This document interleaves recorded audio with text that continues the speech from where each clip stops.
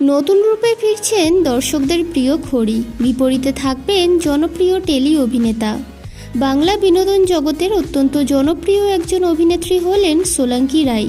ছোট পর্দায় তাকে শেষবার দেখা গিয়েছে স্টার জলসার গাঁটছড়া ধারাবাহিকে। তবে বহুদিন হলো ছোট পর্দা থেকে দূরেই রয়েছেন সোলাঙ্কি।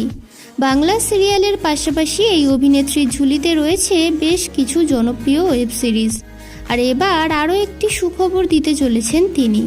টেলিপাড়া সূত্রে খবর, হইচই প্ল্যাটফর্মে সৃজিত মুখোপাধ্যায় পরিচালিত আসন্ন ওয়েব সিরিজে নায়িকার চরিত্রে অভিনয় করার সুযোগ পাচ্ছেন সোলাঙ্কি।